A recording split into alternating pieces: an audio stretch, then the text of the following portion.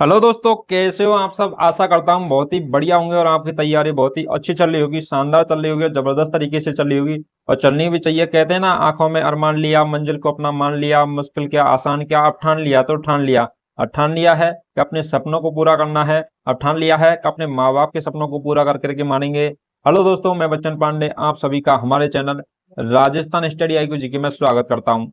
मेरे प्यारे बच्चों, आज हम लेकर के आए हैं जो रीट की एग्जाम है, जो 2024-25 के अंतर्गत जो एग्जाम लगने वाली है रीट की, और उस एग्जाम के अंतर्गत क्या है, क्या सिलेबस आने वाला है, क्या सिलेबस रहने वाला है, उसके बारे में चर्चा करने वाले हैं। कितने पेपर लगने वाले हैं वो भी आपको बताएंगे। लेकिन आज हम सिलेबस का संपूर्ण तरीके से कौन कौन सी सब्जेक्ट हैं, कौन कौन सी सब्जेक्ट के अंतर्गत कौन कौन से टॉपिक रहने वाले हैं, उनके बारे में अपन क्या है डिटेल से चर्चा करने वाले हैं।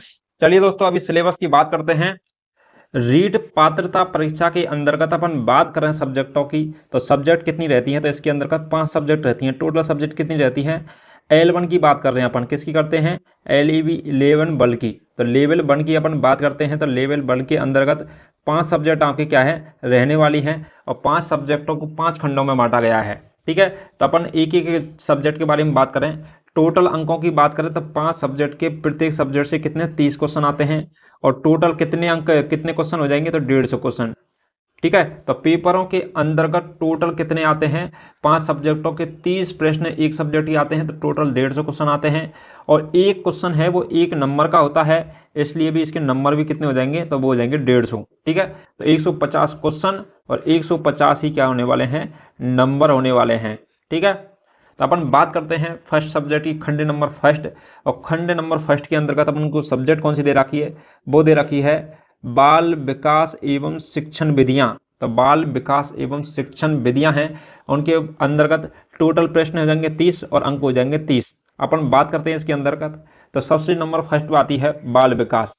तो इस जो बाल विकास एवं शिक्षण विधियों के अंतर्गत जो फर्स्ट चैप्टर अपन पढ़ेंगे, तो वो पढ़ने वाले हैं बाल विकास। और बाल विकास के इसके अंतर्गत अर्थों को देखेंगे, बाल विकास के विभिन्न आयाम, सिद्धांतों, विकासों एवं बाल विकास को प्रभावित करने वाले कारकों के बारे में इसके अंतर्गत चर्चा करने वाले हैं।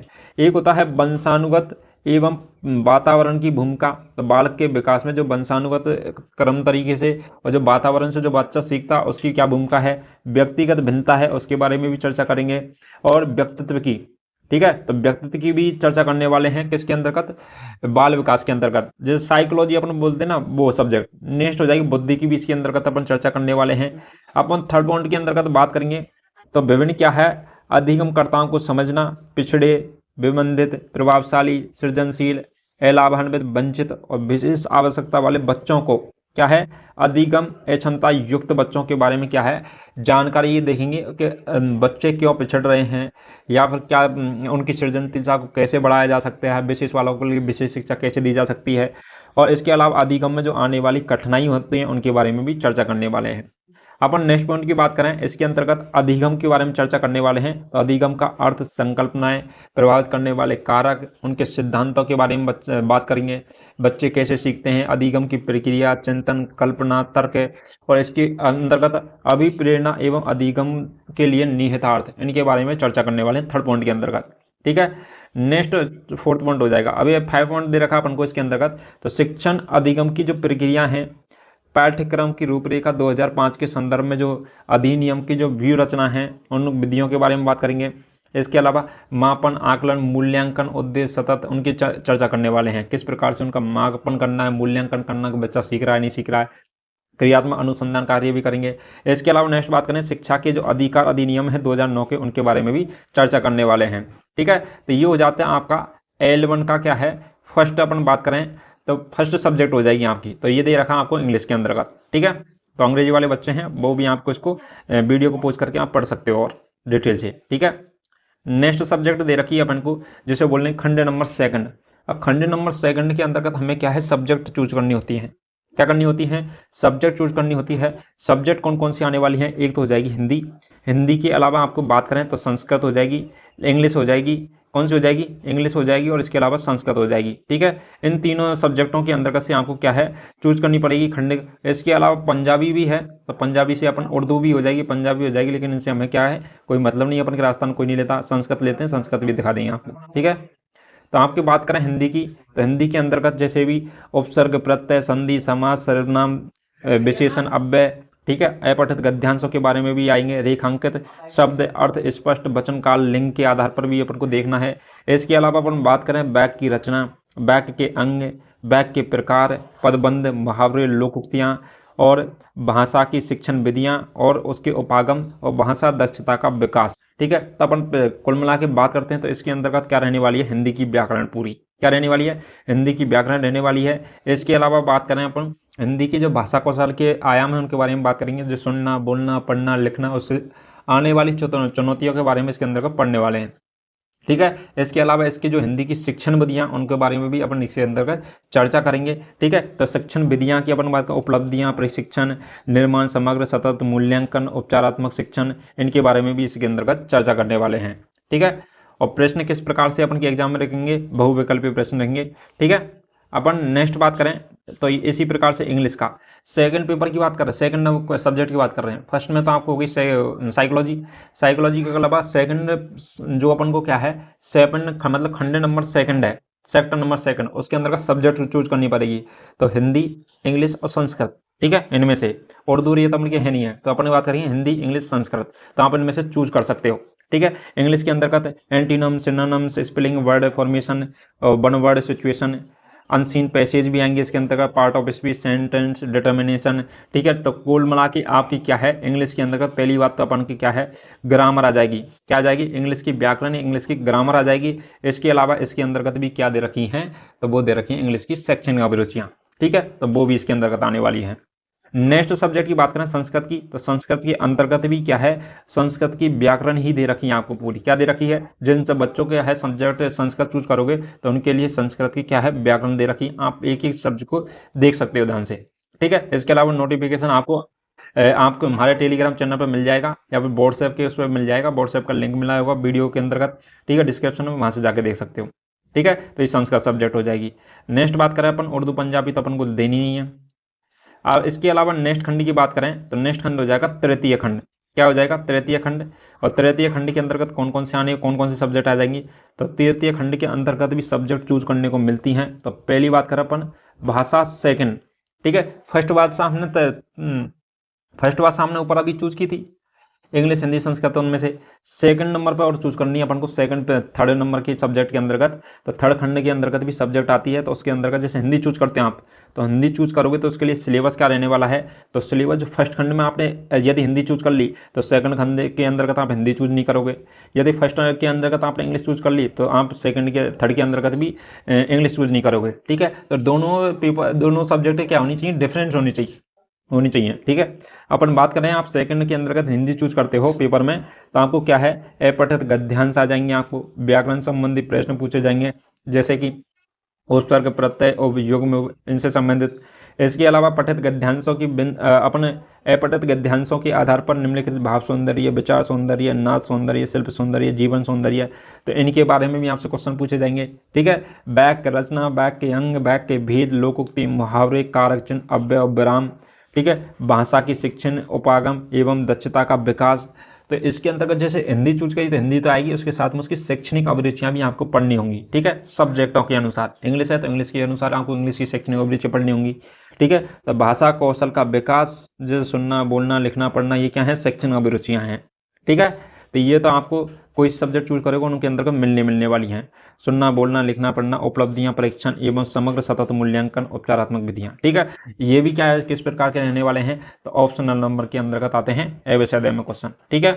नेक्स्ट अपन बात करें तो सेकंड पेपर के अंतर्गत आप इंग्लिश भी चूज करते हो, तो इंग्लिश ही थर्ड सेक्टर चल रहा है अपन का, थर्ड सेक्टर जैसे सेकंड चैप्टर में चूज किया था इसी प्रकार थर्ड चैप्टर में हिंदी कर ली थी, या फिर अपन इंग्लिश भी कर सकते हो। इंग्लिश लैंग्वेज के अंतर्गत बात करें सेकंड नंबर की, तो वो बात करेंगे जैसे अनसीज पोएम आ जाएंगी, इसके अलावा राइमिंग आ जाएंगी, ठीक है। इसके अलावा अपन को स्पेलिंग, इसके अलावा अपन बात करें mode, auxiliary, common items, phrases, ठीक है, ड्रेम, इसके अलावा knowledge of English sound and symbols, ये आ जाएंगे आपके। ये आपने बीएसटीसी के अंतर्गत जब बीएसटीसी की होगी ना, तो ये सभी सब्जेक्टों के अंतर्गत कुछ चैप्टर आपने वहां पढ़े होंगे बीएसटीसी कॉलेज में, ठीक है।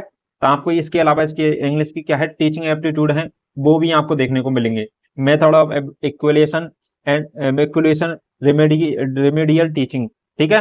तो ये आपको क्या है, अच्छे तरीके से नोटिफिकेशन को ढंग से और पढ़ना है, मैं आपको उस पर डाल दूंगा। इसके अलावा नेक्स्ट बात करें तो ये हो गया, अभी तक किसके बारे में बात की थी, फर्स्ट खंड के फर्स्ट के बारे में कर ली थी साइकोलॉजी, सेकंड के बारे में कर ली सब्जेक्ट को हिंदी इंग्लिश संस्कृत के बारे में, थर्ड के अंतर्गत भी हिंदी इंग्लिश संस्कृत चूज करनी है, लेकिन सेकंड में चूज नहीं की वो सब्जेक्ट यहाँ करनी है, ठीक है। इसी प्रकार संस्कृत का भी हो जाएगा, लेकिन ये क्या है, एडवांस लेवल के फिर आ जाते हैं। सेकंड पेपर के अंतर्गत क्या थोड़ा सा एडवांस लेवल का पूछा जाता है व्याकरण के अंतर्गत, ठीक है। इसके अभी अंतर्गत अपन बात करें मौखिक लिखित प्रश्नार्थ प्रकारा सतत मूल्यांकनम उच्चारात्मक शिक्षणम, ठीक है। तो ये आपको क्या है, शिक्षण विधियां भी हैं संस्कृत के अंतर्गत, वो भी आपको याद रखनी है। इसके अलावा इसके भी अपन थर्ड सब्जेक्ट के थर्ड खंड के बारे में भी चर्चा कर चुके हैं। अपन बात करें पंजाबी और इनसे मन को लेना देना नहीं है, रास्ता में ही नहीं है। इसके अलावा अपन के जो फोर्थ नंबर का खंड हो जाएगा, तो फोर्थ खंड के अंतर्गत अपन के क्या चीज पूछी जाएगी, तो वो पूछी जाएगी गणित। क्या पूछी जाएगी, गणित। जो आपने बीएसटीसी के अंतर्गत जो सब्जेक्ट पढ़ी है ना, उन्हीं से संबंधित सिलेबस है पूरा रीट का। तो अपन बात करें गणित, और गणित के अंतर्गत कुल प्रश्न होंगे 30 और अंक भी कितने हो जाएंगे, 30। तो गणित के अंतर्गत सिलेबस क्या रहने वाला है, एक तो आपको संख्याएं आनी चाहिए, नंबर सिस्टम, जैसे पूर्ण, पूर्णांक, स्थानीय मान, तुलना, गणितीय मूल संक्रियाएं, जैसे आपने छोटी क्लासों में पढ़ा होगा ना, तीसरी चौथी पांचवी छठी सातवीं आठवीं, ठीक है, नौवीं 10वीं तक, वही सिलेबस है आपका सेम बिल्कुल। इसके अलावा भिन्न, उचित भिन्न, समृद्ध संख्याएं, ठीक है। इसके अलावा बात करें अपन तो भिन्नों की तुलना कैसे, भिन्नों के जोड़, बाकी, गुणा, भाग, गुणनखंड, लघुत्तम, समावर्तक, एचसीएफ, एमसीएफ, ठीक है, गुणनखंड कैसे निकालें। इसके अलावा एक एक नियम, औसत कैसे निकालें, लाभ हानि ज्ञात कैसे करें, सरल ब्याज कैसे निकालें, ठीक है। अपन बात करें समतल और वक्रतल, समतल और ठोस जो ज्यामितीय आकृति होती हैं, जैसे घन, घनाभ, शंकु, या के अलावा आयत, वर्ग, वृत्त, इनके बारे में भी उनको बात करनी है। इसके अलावा रेखा, बिंदु, किरण, रेखाखंड, कोण और उनके प्रकार, ठीक है। अपन बात करें लंबाई, भार, धारिता और क्षेत्रफल, ठीक है। क्षेत्रफल की बात करें जैसे आयत की लंबाई, चौड़ाई, ऊंचाई, इसके अलावा शंकु का क्षेत्रफल, वक्रपृष्ठीय क्षेत्रफल, इनके बारे में अपन चर्चा करने वाले हैं। वर्गाकार आयताकार वस्तुओं के पृष्ठ तल का क्षेत्रफल, जैसे डिब्बे का पूछ ले, कमरा का पूछ ले आपसे, इनके बारे में, ठीक है। इसके अलावा बात करें गणित की जो प्रकृति है ना, प्रकृति, तर्क शक्ति, पाठ्यक्रम में गणित की जो महत्वता है और गणित की जो भाषा है, और सामुदायिक जो गणित है उसकी आंकड़ों का प्रबंधन, मतलब गणित की जो साइकोलॉजी है उसके बारे में भी चर्चा करनी है, ठीक है। तो आपको क्या है, लगभग आधा आधा वेटेज रहता है कि साइकोलॉजी, जैसे 30 क्वेश्चन आते माना कि गणित के अंतर्गत, तो 15 क्वेश्चन लगभग साइकोलॉजी के रहते हैं और 15 ही क्वेश्चन किसके रहते हैं, गणित के रहते हैं, ठीक है। इस प्रकार से आपको हिंदी के अंतर्गत भी बात करें तो 15-15 का रेशो रहता है। इसके अलावा अपन संस्कृत की बात करें तो वो भी 15-15 का रेशो होता है। आपको इंग्लिश की भी बात करें तो उसके भी अंतर्गत लगभग रहता है, लेकिन एक दो क्वेश्चन इधर उधर हो जाते हैं, ठीक है। लगभग बताया 50-50% का रहता है, लेकिन एक दो क्वेश्चन आपको इधर उधर भी मिल सकते हैं देखने को। नेक्स्ट बात करें, नेक्स्ट और नेक्स्ट सब्जेक्ट हो जाएगी अपन की मैथमेटिक्स, तो अपने अभी पढ़ी थी वही है, ठीक है। अपन नेक्स्ट बात करें और लास्ट सब्जेक्ट कौन सी हो जाएगी, तो वो हो जाएगी पर्यावरण, जिसे बोलते हैं एनवायरमेंट स्टडी, ठीक है। तो अपन बीएसटीसी वालों के अंतर्गत पर्यावरण क्या है, तो उसके अंतर्गत अपने जो बीएसटीसी की थी तब आपने पर्यावरण पढ़ी होगी, अध्ययन, ठीक है। तो अपन के बच्चों के अंतर्गत भी ये चलती है, इंग्लिश, हिंदी, ABCD NR और मैथ, गणित सीखते हैं अपन 5वीं क्लास तक। इसके अलावा पर्यावरण नाम की सब्जेक्ट चलती है, ठीक है, ये बच्चों तक चलती है। इसके साथ में एक और सब्जेक्ट जुड़ी है, साइकोलॉजी। क्या जुड़ी है, साइकोलॉजी, ठीक है। तो साइकोलॉजी जुड़ी है, बस यही सब्जेक्ट तो है 5वीं तक की, 4 सब्जेक्ट है, इसके साथ में साइकोलॉजी। तो अपन बात करें पर्यावरण एनवायरमेंट के अंतर्गत, तो हमें क्या पढ़ना है इसके अंतर्गत, सबसे पहले चीज पढ़नी है तो परिवार, समाज के साथ साथ में जो स्कूल विद्यालय का वातावरण है उसके अंतर्गत जो बुराइयां हैं, उसके अंतर्गत तो किस प्रकार से अपने व्यवहार करना चाहिए, कैसे रहना चाहिए, क्या समस्या आती हैं, उनके अंतर्गत अपन चर्चा करने वाले हैं।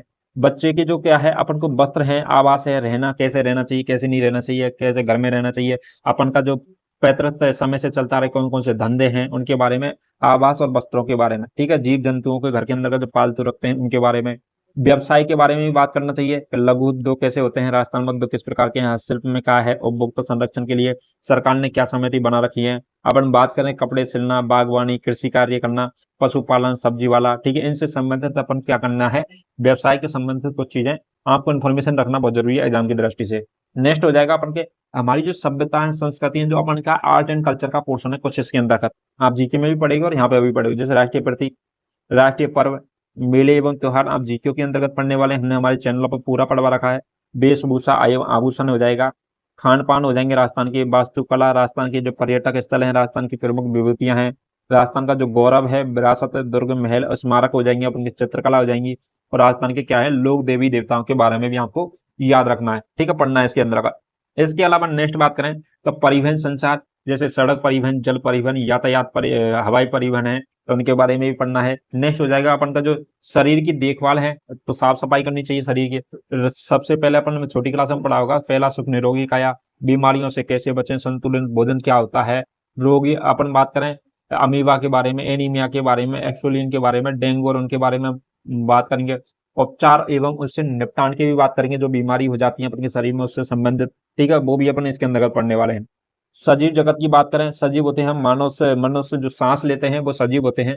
तो सजीवों के अंतर्गत अपन बात करने वाले हैं कि अपन का जो राज्य पशु कौन सा है, पक्षी कौन सा है, पशु कौन सा है। संरक्षित क्षेत्र की बात करें, राष्ट्रीय उद्यान, अभ्यारण्य, बाघ, संरक्षित विश्व धरोहर आदि की जानकारी भी जो क्या है इसके अंतर्गत याद रखनी है।